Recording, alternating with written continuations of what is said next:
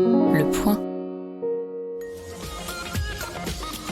Bonjour à tous, bienvenue dans le Tacle du lundi, le podcast du Point qui parle de football et qui est diffusé un lundi. Et là nous sommes heureux parce que nous sommes qualifiés pour la Coupe du Monde au Qatar.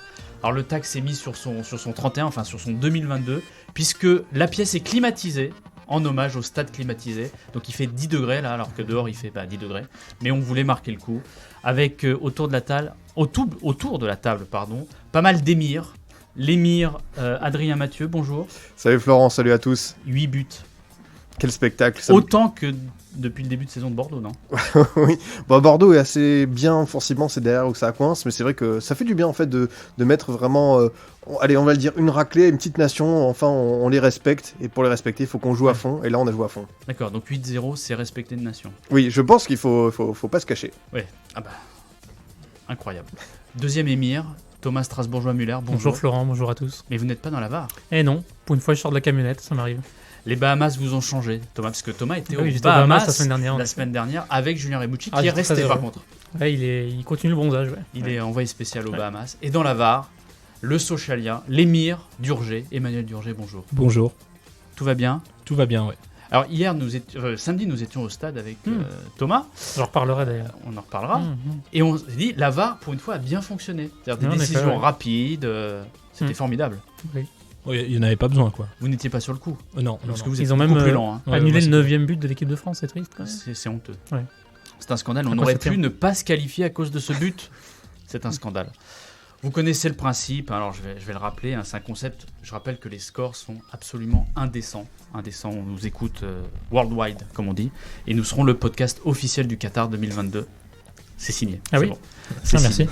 Donc le rappel du concept, chaque participant a 1 minute pour tacler un joueur, une équipe, un coach et un arbitre, un fait de jeu, et les autres doivent dire si ce tacle est régulier ou s'il mérite une sanction administrative, un carton jaune ou un carton rouge. Et une fois n'est pas coutume, je vais commencer par tacler, ou plutôt par rendre hommage au Parc des Princes, qui est la vraie maison de l'équipe de France, la vraie maison des Bleus. Il faut arrêter de se rendre à Saint-Denis, dans ce stade de France froid, vide, qui sonne creux, où il n'y a pas d'ambiance. Nous étions donc au stade avec Thomas et nous avons vibré pour un France-Kazakhstan. Il y avait de la tension, même palpable, au bord du stade, avec des animations. On criait « Allez la France, allez la France !» Des familles sont venues, ils rigolent, ils se marrent, c'est pas sympa. Des familles sont venues, on criait, on supportait les Bleus, c'était magnifique, l'ambiance extraordinaire, 3 Ola quand même, c'est pas mal. Et en fait, en vrai, sans blague, ce stade c'est vraiment un stade de foot, un stade pour l'équipe de France. Alors, on a des mauvais souvenirs parce que France-Bulgarie c'était au Parc des Princes. Mais voilà, ce stade, sans la piste d'athlétisme, on est proche de la pelouse, il y a une sorte de tension avec les supporters, c'est génial. Laissons le Stade de France à Muse ou à des matchs de rugby, le rugby n'est pas un vrai sport, on peut le dire. Restons au Parc des Princes, bye bye le Stade de France. Adrien. Mais ce qui est intéressant dans cette réflexion, c'est qu'à chaque fois que l'équipe de France se déplace au Parc des Princes, et même je me souviens au Vélodrome lors de la demi-finale de l'Euro 2016, il se passe un vrai truc, il y a une vraie communion avec le public, quelque chose qu'il n'y a pas au Stade de France. Il y a un seul match qui pour moi est vraiment sorti de l'ordinaire, c'était le fameux France-Ukraine, le barrage retour de 2013, où là vraiment il y avait une communion, mais tu l'as dit, stade assez impersonnel, qui par cet aspect gigantesque éloigne vraiment les joueurs, et tu as dit la piste d'athlétisme c'est quand même quelque chose d'assez particulier. En Italie, tu vois, les stades comme à Rome, à Naples, j'ai l'impression qu'on est vraiment beaucoup trop loin, et c'est vrai que j'espère que la FFF va avoir l'idée de pousser un peu plus loin en se disant ce serait quand même pas mal de délocaliser tout simplement l'équipe de France parce que ça rapporte, et tu l'as dit en plus la Marseillaise a joué quasiment a cappella, c'était fantastique, donc oui, sortons un peu du Stade de France. On rappelle que qu'en 2025, là, il y a des renégociations pour l'équipe de France, pour qu'elle joue au Stade de France ou pour qu'elle ne joue plus au Stade de France, et ça va être intéressant. Thomas. J'espère justement, j'allais dire que ça ira au bout cette affaire et que, effectivement, en tout cas, l'équipe de France, alors le Parc des Princes, j'imagine que c'est un peu naturel que ce soit ce stade-là qui soit éventuellement choisi. Mais ouais, j'espère que ça ira au bout parce qu'effectivement, le Stade de France, pour y être allé, je fais le comparatif. Hein. J'avais vu France-Irlande avant la Coupe du Monde, on peut se dire qu'il y a un peu d'enjeu, un peu d'entrain, une ferveur. Bon, il y a toujours un peu de ferveur, hein. Ça fait longtemps, depuis 2010 quand même que ça remonte un petit peu avec des enfants, comme tu le dis, avec des familles qui viennent voir les matchs, mais ça sonne creux. Ça sonne creux, clairement. En plus, il avait plus des cordes, ça n'aidait pas vraiment disons, à l'ambiance. Mais non, je suis entièrement d'accord avec toi. Je ne peux pas dresser aucun carton jaune, aucun tacle. Tu as entièrement raison, Florent. Puis on sait que la Fédération française aime les sous, quoi. On sait qu'il y a toujours cette histoire, par exemple, de faire la Coupe du Monde tous les 2 ans qui trotte dans la tête de Noël Le Graët. Si on regarde les chiffres, avec le Parc des Princes, il y avait un bénéfice qui a été constaté, alors que si tu faisais ce France-Kazakhstan à Saint-Denis, tu étais déficitaire. Je crois que c'était de l'ordre de 2 millions d'euros de pertes, alors que au Parc des Princes, tu as gagné 400 000 euros. Donc c'est aussi, je pense, une réflexion à prendre en compte, parce que voilà, si on veut que l'équipe de France soit aussi un objet financier, parce qu'apparemment c'est une obsession, voilà, on peut se concentrer là-dessus. Non, pour le rugby, ça doit être un gouffre, non, du coup? Ah, j'imagine, oui. Enfin, ouais. Non, mais le Stade de France, c'est bien pour les grandes compétitions internationales où il y a toutes les nationalités qui viennent pour supporter, mais les matchs amicaux de qualif, quand même, le Parc des Princes permet une communion et permet en plus de remplir plus facilement qu'un Stade de France, que vaut mieux avoir 45 000 personnes que 60 000 dans un stade qui sonne creux. Et puis surtout, tu ne l'as pas dit, mais c'est dans Paris. Alors c'est un peu facile. Moi, j'habite dans le 15e arrondissement, je suis plutôt heureux, plutôt chanceux de ce point de vue-là. Mais aller aussi loin, en dehors de Paris, pour aller voir un match de l'équipe de France, bah, c'est un frein. Pas de mépris pour la province. Merci Thomas. La banlieue. La VAR. La VAR n'en pense rien. Merci pour cette intervention brillante, la VAR. Oui, la circulation. Thomas, Oui. c'est à vous. Alors là, c'est votre premier tacle, Oui. donc un peu d'indulgence. Oui, soyez gentil avec moi. En tout cas, cher Florent, j'ai pensé à toi aujourd'hui. J'ai aujourd'hui en moi un petit air d'Arsène Wenger, qui je suis sûr va te faire vibrer tes petites oreilles conservatrices. Alors oui, j'ai vibré samedi soir, comme tu l'as dit, au Parc des Princes, en voyant 8 buts. Incroyable. La France va sûrement conserver son titre, cette fois c'est sûr. Qu'est-ce que j'ai frissonné quand je vois Kylian Mbappé briser des records avec toujours autant de précocité, quand j'entends dire qu'il sera un modèle pour le gosse qui aura regardé cette immense France-Kazakhstan. La France n'attendait vraiment que cela pour croire au fond de jeu que proposera Didier Deschamps au mondial, évidemment. Non, soyons sérieux, j'y viens. Arrêtons cette mascarade des matchs de qualification, ces innombrables trêves internationales, des trêves qui brisent littéralement notre Ligue 1 en morceaux. Léo Messi est en décalage horaire permanent, Neymar risque de se blesser à chaque fois, la dynamique pour le maintien de Strasbourg est sans cesse interrompue, et ça c'est le plus terrible je crois. La Ligue des Talents mérite mieux que ça, et les téléspectateurs aussi. Arrêtons ces matchs sans enjeu pour les grands pays, ceux qu'on veut, quoi qu'il arrive, voir à la Coupe du Monde, on est d'accord. Et organisons un grand championnat de seconde zone, selon l'indice UEFA, pour que Malte continue d'aller s'étriper tranquillement avec les îles Féroé, dans leur coin, tranquillement et en silence. Et si le passage à 48 équipes facilitait une telle entreprise wengerienne? Je vous pose la question. Alors les grands joueurs diraient merci et pourraient aussi arrêter de se plaindre de leur rythme indécent de millionnaire. Et que dire du risque imminent de ne pas voir le Portugal à la Coupe du Monde? De ne pas y voir Cristiano Ronaldo figurer pour un dernier mondial? On en rêve tous, on veut tous voir ça. Comme on a été très déçus de ne pas voir l'Italie au dernier mondial. À minima, messieurs, que vous soyez wengeriste ou non, Florent, les autres, avouez-moi seulement que ceci n'est pas très sérieux. Alors, j'ai un appel de Gianni Infantino qui me demande ton numéro de téléphone. Voilà, je Mon crois adresse, que, c'est ça? C'est ça. Je crois qu'il est impressionné. Adrien. Sur le principe des éliminatoires, je trouve que ça a toujours été une bonne chose parce que c'est le seul endroit où c'est David contre Goliath. C'est la beauté du football, c'est le petit qui peut vraiment rencontrer le gros. Et la Ligue des Nations a éloigné ça. C'est-à-dire que les puissants mangent entre eux et on laisse le petit peuple en bas. Moi, ça me dérange un petit peu parce que vraiment, c'est la beauté de ces éliminatoires. Alors certes, il y a des équipes qui prennent toujours des raclés, mais on a pu voir par exemple l'Arménie faire un beau parcours. On a pu voir Andorre, Saint-Marin réaliser des performances intéressantes. Par contre, la vraie réflexion, c'est forcément sur le rythme de ces trêves internationales. Aujourd'hui, on a le sentiment que le Paris Saint-Germain sert à préparer ces Sud-Américains à être en forme pour leurs éliminatoires. Ça, c'est un vrai problème. C'est-à-dire qu'on manque vraiment de continuité. Dans le discours moderne d'Arsène Wenger, il y a beaucoup de choses que je rejette personnellement. Mais l'idée de peut-être trouver une nouvelle formule pour les éliminatoires, plus, on va dire, condenser les matchs, les rapprocher et éviter vraiment cette coupure tous les mois, ça peut être une bonne chose.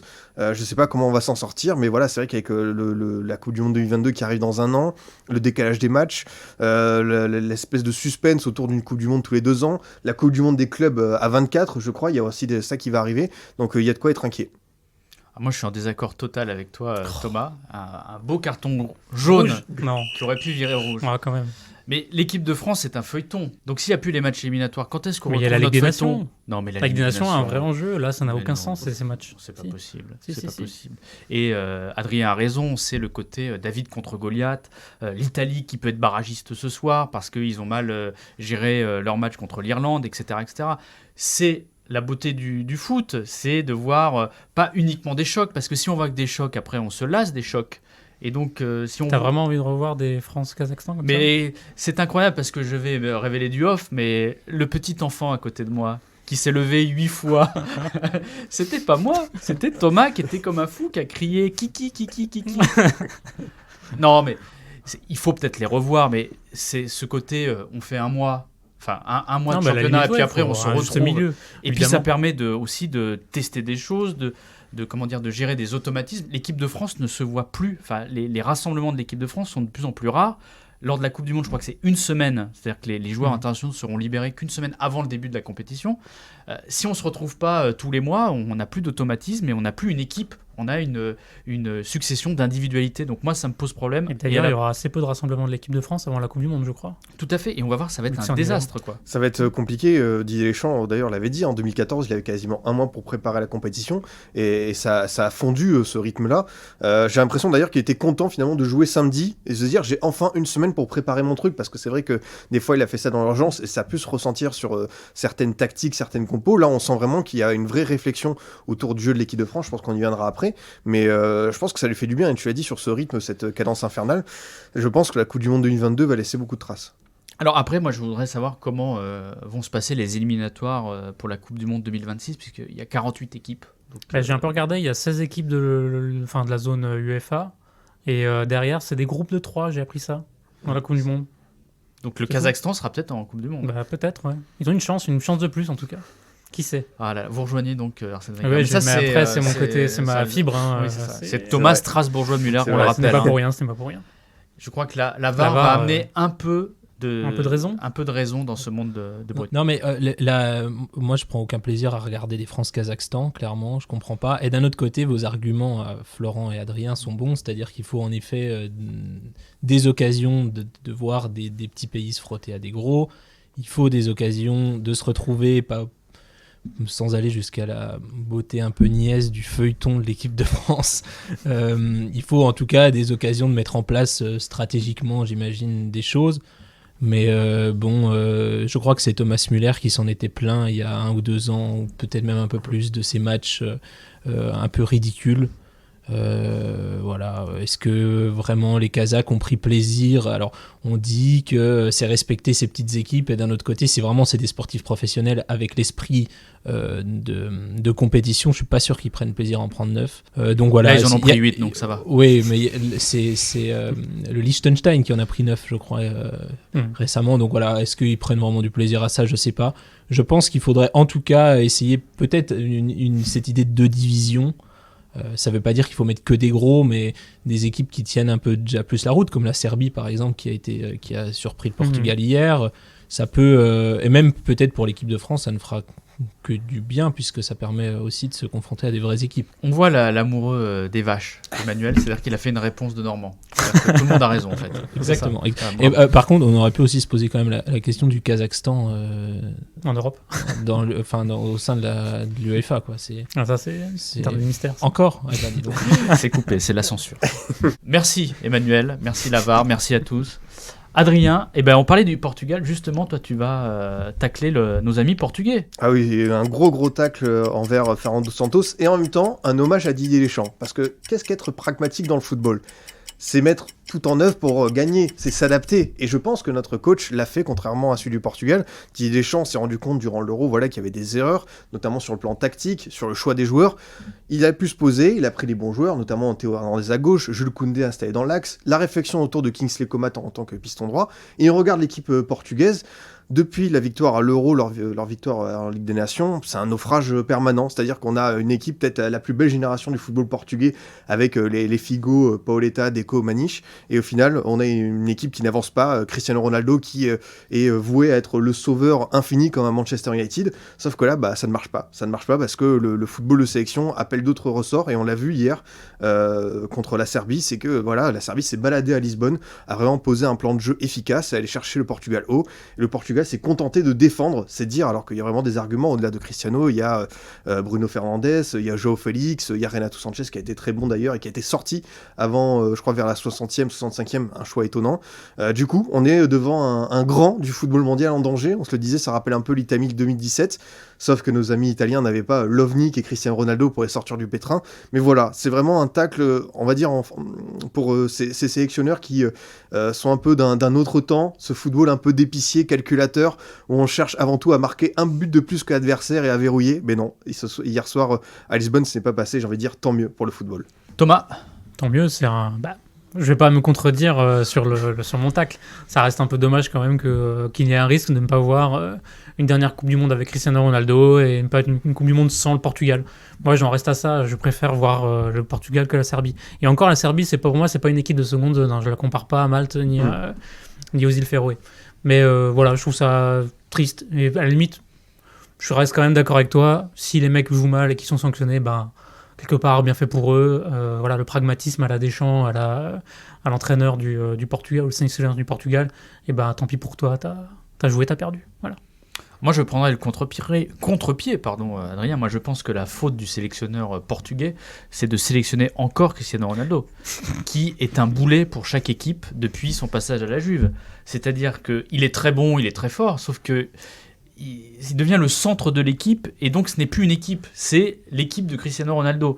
Et on a vu le problème à la Juve, on a vu le problème, on le voit actuellement à Manchester United, et on le voit au Portugal. C'est-à-dire attendre des monts et merveilles tout le temps de Cristiano Ronaldo, à un moment, ça ne marche plus. Et alors que, tu l'as dit très justement, il y a une superbe génération au Portugal, il faut aussi faire confiance à ces nouveaux joueurs et dire à Cristiano, tu peux être un super sub, tu peux rentrer quand la patrie est en danger, mais on va essayer de construire sans toi, parce que le problème, c'est que tout le monde te cherche et tu ne fais plus les différences comme avant.